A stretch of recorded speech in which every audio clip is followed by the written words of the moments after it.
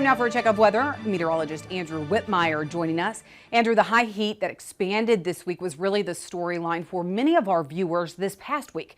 But as we see that ridge shift, could it actually spark some severe weather coming up this next week?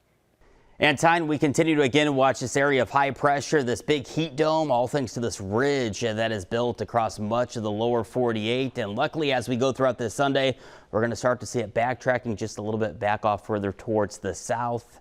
But unfortunately, though, if you live south at around the four corner states, down into Phoenix, Dallas, over into Memphis, down across parts of the deep south, we're still going to be raging on with temperatures that are likely at times during the afternoon going to reach that triple-digit heat mark. Luckily for the Great Lakes and Midwestern states, though, which just had their hottest temperatures likely of the 2023 season, we're likely to cool on off as a nice little trough begins to dip on down into those regions. And as we advance the jet stream going forward for the rest of this week, again, you'll see that the dome of high pressure starting to lift its way back off further towards the south. But nonetheless, again, really this week and last week, and these are the 2-week periods that we've been phrasing as likely going to end up being the hottest point here of summer 2023 across the country.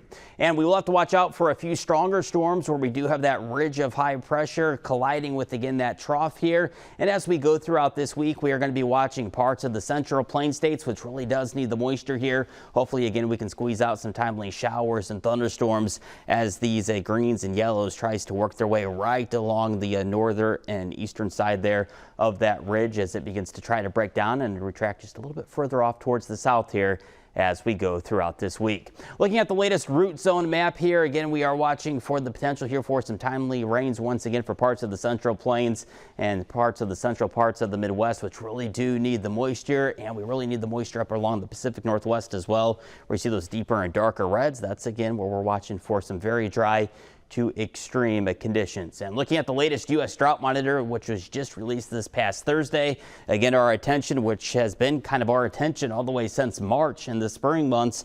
We've been watching central and eastern Nebraska as well as Kansas there, where again we continue to still see some very dry conditions. So again, hopefully we can squeeze out some of those timely showers and thunderstorms for those locations.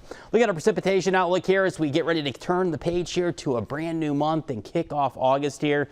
Again, we are hopeful that, again, we can get some of those timely showers and thunderstorms to parts of the plain states as well as up across the Pacific Northwest. And there's that dome of high pressure. You can really see where the heat is likely going to stick around for, and that does include much of the plain states, at least the southern and central half, the deep south and the four corner states, where afternoon high temperatures will likely still be dancing around that triple-digit heat mark.